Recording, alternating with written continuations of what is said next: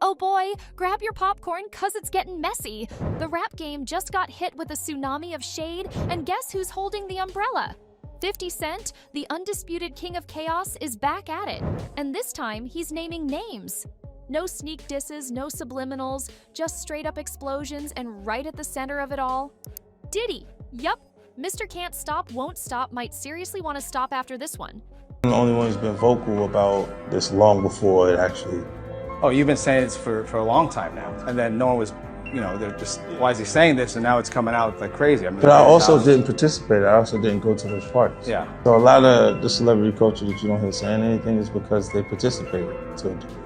Meanwhile, Diddy's probably somewhere wishing he had a time machine, or at least a decent PR team. Get comfy, folks. This tea's boiling, and it's about to spill everywhere. But before we dive in, make sure you hit the subscribe button. Now, if you know anything about 50 Cent, you already know this man doesn't do quiet. I haven't had issues with Puff. I don't like him like that. Like, I don't like things that he would do. Right. And make me uncomfortable. So we're speaking on Diddy. We're speaking on Puff. Yeah. Okay. But I don't have that thing where we ain't had no thing. I wasn't sending nothing at him, big. If it was on the street side like that, we would be actively doing things to each other. Right. And And we wasn't doing that, right? So it gets to, with Jay, definitely not that. That's definitely not. It's just being competitive. Mm-hmm.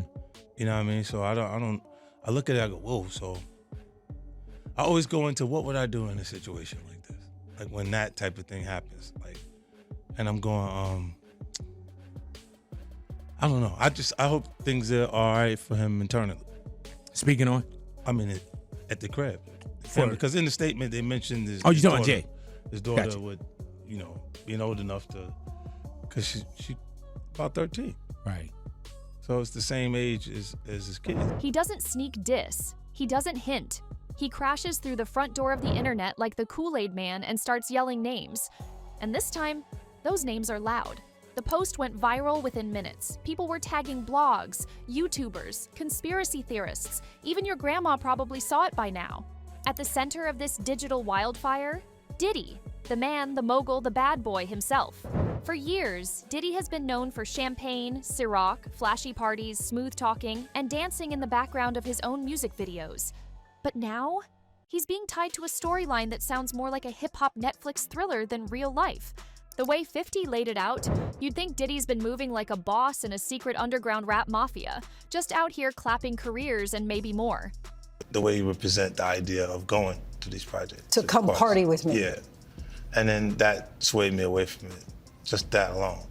So you didn't realize As much stuff was coming. Like when I seen today, it was allegations of 3 men that said he drugged them, and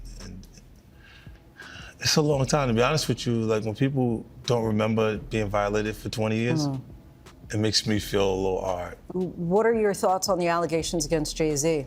That was interesting.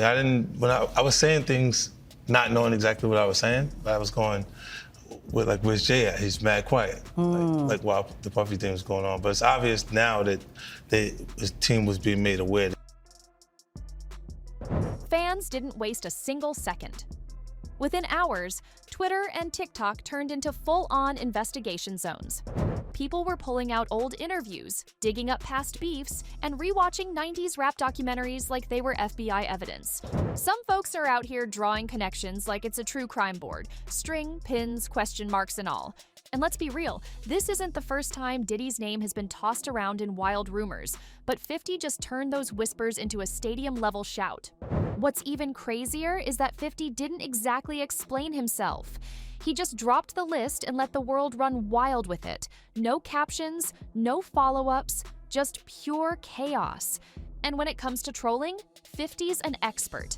He knows exactly what to say, when to say it, and how to say it to make sure it goes viral. The new lawsuit coming with Jay, the part with Jay, I go, oh shoot, like. Right. To us, black excellence, right? That had to be there. We getting tighter, you know what I'm saying? And united we stand, and ain't nothing else. Black excellence, they're sitting there like, yeah. It's the billionaire brunch. Oh, Like, I hate you, man. unaware of anything going on here. This is the one time I'm gonna be with you is this year.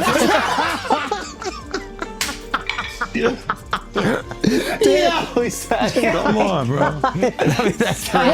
But this time, people aren't just laughing, they're shaking. Because while some of the names he mentioned are still alive and well in the industry, others, not so much. Now we're not saying 50 just accused Diddy of something serious, but fans. Fans are going full detective mode. There are people digging up old footage of weird backstage moments, off vibes in old interviews, and even creepy behind-the-scenes industry stories that were buried years ago. And then there's the memes. Oh my god, the memes! Diddy's face photoshopped into Scooby-Doo villain reveals, 50 Cent wearing an FBI badge, rappers running away from Diddy's house like it's a horror movie. The internet did not hold back. But here's the thing. This could all be trolling. Let's not forget, 50 Cent is a marketing genius. This man can turn one post into a promo for a book, a TV show, or a bottle of his liquor. So is he just messing with Diddy for laughs? Or is there actually a deeper story behind the shade? Some fans think this is just chapter 1 of a much bigger play, like 50's got more names, more stories, and maybe even receipts ready to drop. Others believe this is personal, like the 50's finally getting revenge for some behind-the-scenes drama we'll never truly understand. And a few folks, they think this whole thing is a smokescreen for something way darker coming down the line. Whatever the truth is, one thing's for sure. 50 Cent just took the petty crown, melted it down, and made a grill out of it. And Diddy? He might need to call up his crisis team, his legal team, and his PR team before this explodes even further. Alright, let's talk about the list. Yes, that list. The one 50 Cent supposedly dropped like a lyrical nuke straight onto hip-hop Twitter. No context, no disclaimers, just names, vibes, and internet chaos. He said Diddy clapped these rappers, and while no one knows exactly what he meant, you better believe fans started digging like they were trying to uncover the lost city of Bad Boy Records.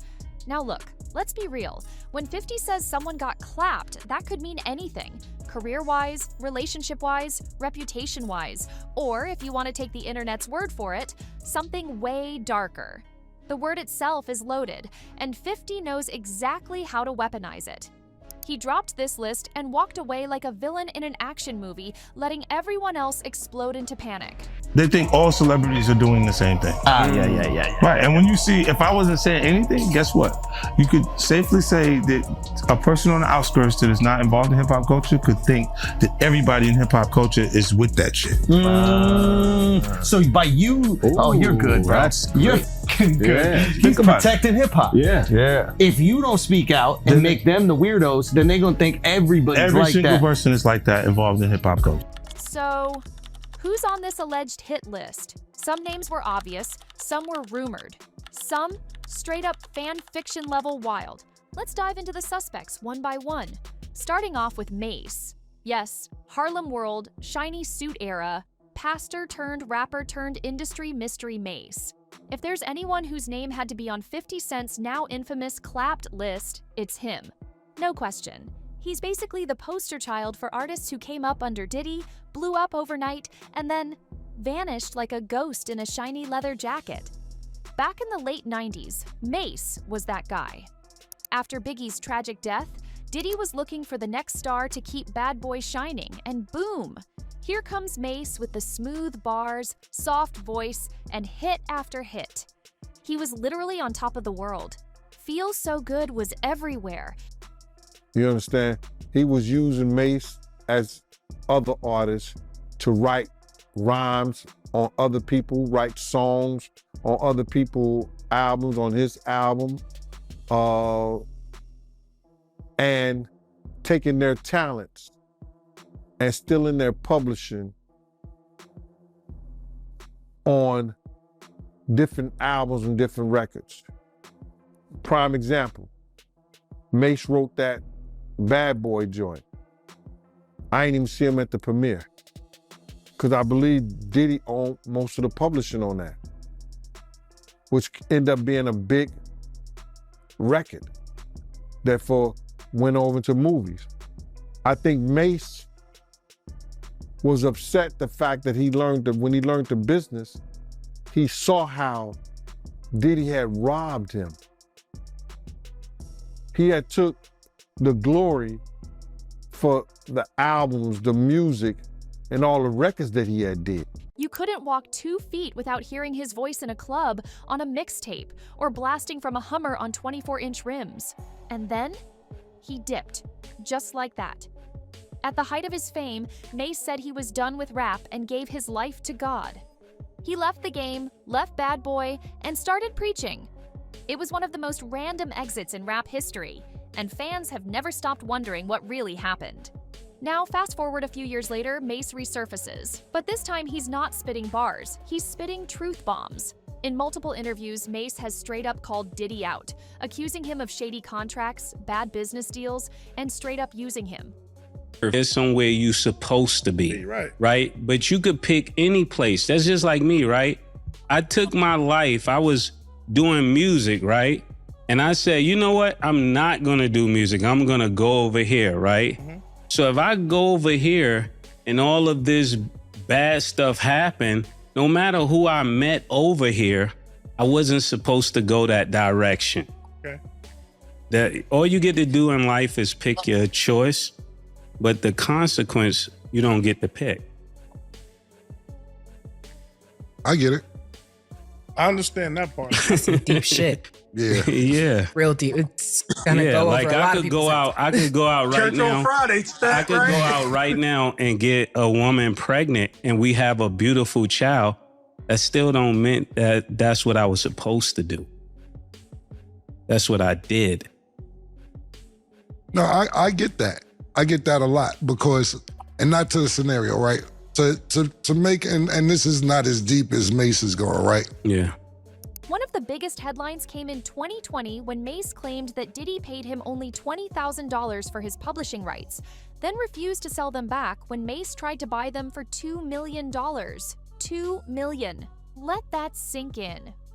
Mace gave Diddy platinum hits, helped rebuild Bad Boy after Biggie, and got 20 grand? That's not just bad business. That's straight disrespectful. And according to Mace, this is how Diddy operated with a lot of his artists. Use them, drain them, shelf them.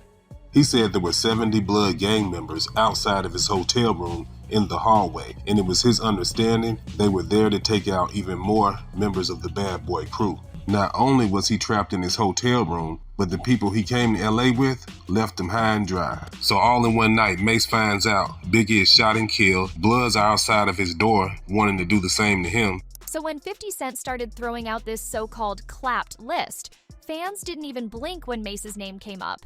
In fact, some were like, surprised he wasn't number one.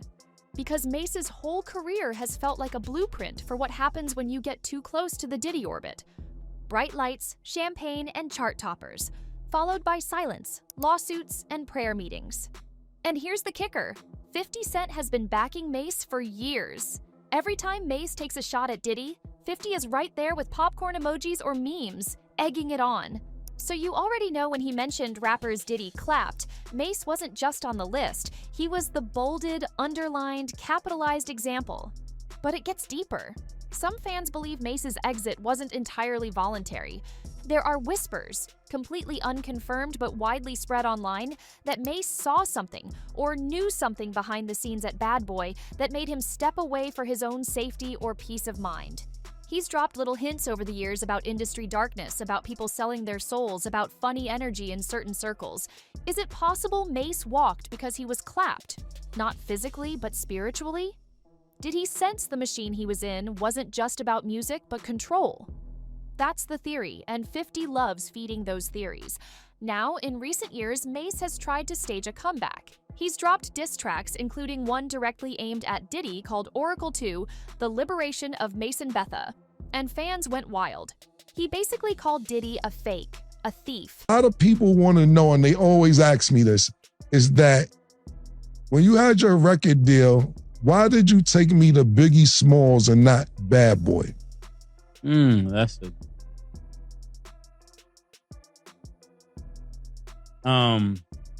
Man, it's almost gonna bring me to tears to say this. I just, being that I saw you as such a good friend, I wanted to put you with somebody I knew with.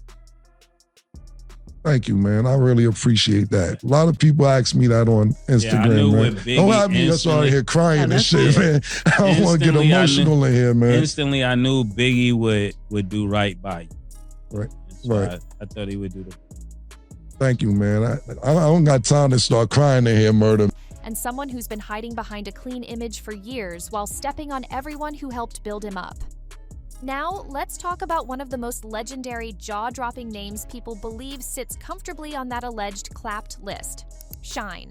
If you're under 25, you might have only heard his name in whispers, old-school forums, or random bars and diss tracks. But make no mistake, Shyne's story is one of the wildest, most controversial chapters in bad boy history, and it's no surprise 50 Cent might have circled his name in bright red ink. So here's the deal. Back in the late 90s, Diddy was looking for a new street voice to carry the bad boy torch after Biggie passed. Shyne, with his deep voice and gritty flow that sounded eerily like Biggie's, was supposed to be that next breakout star. Young, raw, and full of potential, he had it all. But everything changed on one infamous night in 1999. Diddy, J-Lo, yes, that J-Lo, and Shyne were all at Club New York when a confrontation broke out and shots were fired.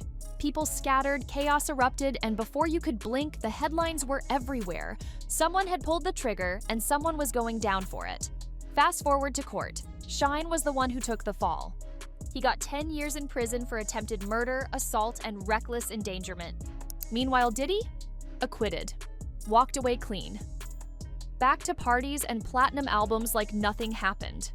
Now pause and really think about that. Shyne, 21 at the time, ended up behind bars for a whole decade. Diddy, who was literally right there in the middle of it all, walked out the courtroom like it was just a Tuesday. Ever since, the debate's been loud. Did Diddy let Shyne take the hit? Could he have done more to protect him? Or was he just out to protect himself? That's why when 50 Cent allegedly threw Shyne's name on that list, nobody flinched. It just made sense. Because from the outside looking in, it feels like Shyne's entire rap career, and maybe even his life trajectory, got clapped the moment that club incident went down. He dropped one album, Shyne, while in jail. It had buzz, but he couldn't promote it, couldn't tour, couldn't grow. By the time he got out, the game had changed and Bad Boy had moved on. And it gets even crazier. After serving his sentence, Shyne was deported back to Belize. Yup, he wasn't even allowed to stay in the US to try and rebuild his career. He went from New York streets to a Belizean passport real quick. That's the kind of fallout you don't just bounce back from, that's a life reset. Bottom line, if we're talking about rappers who were in Diddy's circle and got chewed up and spit out by the machine, Shyne isn't just on the list. He's one of the original cases. Just when you thought it couldn't get wilder, boom, the next name drops. Fans were stunned, and suddenly it all started to make sense. Let's dive in. But let's be honest, if we're talking about shady endings, unhealed wounds, and industry legends taken too soon, then Biggie Smalls is the most emotional, controversial name you could possibly drop. And that's exactly what makes it so wild. Christopher Wallace, aka the Notorious B.I.G., wasn't just a rapper. He was the cornerstone of Bad Boy Records. He made that label. His voice, his style, his storytelling, it was cinematic. He was the heart of East Coast hip-hop. And who was right there, front and center in his rise? Diddy. The man who signed him, promoted him, managed him, and built an empire around his music. Their partnership was legendary. But the tragedy that followed left questions we still can't answer. When Biggie was murdered in Los Angeles on March 9, 1997, the world stopped. He was only 24, at the peak of his career, ready to drop Life After Death, a double album that would go on to define a generation. But instead of more music, all we got was silence, tears, and rumors. Lots of rumors. Now, let's get something straight. There is zero confirmed evidence tying Diddy to Biggie's death. But 50 Cent? He's not in the business of waiting for confirmed evidence. He's in the business of throwing gasoline on already burning fires. And fans, already deep into conspiracy theory mode, ran with the idea that maybe, just maybe, Biggie was another name on Diddy's Too Close to the Sun list. Let's break down why people think that. First, the LA trip. Why was Biggie even there? Tensions were extremely high between East and West Coast rappers at the time. Tupac had just been killed in Vegas months earlier. There was genuine fear in the air. And yet, Diddy flew Biggie out to LA for promo runs and parties like everything was all good. Fans say that was reckless. Some say it was intentional. A few go even further, suggesting Diddy was protecting his own brand at the risk of Biggie's life. Second, the money trail. Biggie's death, sad as it was, resulted in some huge posthumous sales. Life after death went diamond. His legacy became even bigger. And who benefited the most from that financially? Bad Boy, Diddy. The label. It was a tragedy, but a profitable one. Again, nothing illegal, nothing proven. But it feels suspicious to fans who already think Diddy has a pattern of getting rich off other people's pain. And finally, the silence. Over the years, Diddy has given heartfelt tributes to Biggie, no doubt. But has he ever gone all in to find the truth about what happened? Has he pushed for real answers, named names, or blown the whistle on anyone who might have been involved? Not really. And for people like 50 Cent, that silence says a lot. So when 50 allegedly included Biggie on that clapped list, it wasn't about disrespect. It was about opening a conversation that's long been whispered in barbershops, YouTube comments, and hip-hop forums. Did Diddy clap Biggie? Not with a weapon, but with a decision. A failure to protect? A pattern of putting fame and money above loyalty? 50's point, fans say, is that everyone who gets too close to Diddy ends up hurt, broke, missing, or gone. And if that's the pattern, then Biggie might be the first and most tragic example. Now let's get into the name that makes every real hip-hop head do a double take. Craig Mack. The man. The myth. The Flava in Ya Ear legend. One of the first artists to ever put Bad Boy Records on the map, and somehow one of the first to be completely erased from its legacy. If there was ever a classic case of used and discarded, Craig Mack's story fits like a glove. So yeah, when 50 Cent allegedly dropped that clapped list and Craig's name surfaced, the internet didn't even blink. It just nodded in tragic agreement. Let's rewind the clock. It's 1994. Bad Boy Records is just getting started, and Diddy, then Puffy, is hunting for a hit to launch his label into the stratosphere. Craig Mack, with his wild charisma, unique flow. The song was everywhere. Radio, clubs, TV, mixtapes, even the remix, which featured Busta Rhymes, LL Cool J, and a rising star named Notorious B.I.G., was pure fire. But here's where it gets messy. Real messy. While Craig Mack gave Bad Boy its first certified hit, it wasn't long before Biggie came through like a tsunami. His image, his voice, his presence, it was undeniable. And Puff? Well, let's just say he saw dollar signs. Within months, Craig Mack went from being the face of the label to barely showing up in the background. No more top billing, no big push, no hype. Fans saw it, Craig saw it, and before long, he was gone. Just like that, no major farewell, no media tour, no explanation. One year, he was the future of Bad Boy, the next year, he was a ghost. Some say Diddy realized he couldn't market Craig the way he could Biggie. Others believe Craig simply wasn't willing to play the industry game. But 50 Cent, he's saying what many fans have whispered for years, Craig Mack got clapped. Not in the violent sense, but in the career sense, as in puffed up, squeezed for a hit, and then quietly sidelined the moment someone shinier showed up. No support, no second album promo, no loyalty, just business. Cold, ruthless business. And for someone who literally helped build the Bad Boy brand from the ground up, it felt like betrayal. But Craig's story doesn't stop there. It gets even stranger. After leaving the limelight, Craig Mack pretty much vanished. For real. Years later, it was revealed he had joined a strict religious commune in South Carolina, living a secluded life away from the industry. Videos surfaced of him preaching, rapping for God, and denouncing his past in the music world. Some people applauded his spiritual journey, others raised eyebrows, but everyone wondered what happened behind the scenes that made him leave fame behind so completely. That's where the clapped theory starts to cook. Because when someone leaves the game that hard, that suddenly, with that much silence from the label that launched them, something doesn't add up. 50 Cent knows this. And whether he's trolling or truth bombing, he knows that putting Craig Mack's name on that list isn't just controversial, it's undeniably accurate. And that wraps it up. Was it just bad luck? Or did 50 Cent really expose something deeper? Let me know what you think in the comments. If you're into this kind of breakdown, hit that like button. Make sure to subscribe and turn on notifications. More is coming. Catch you in the next one.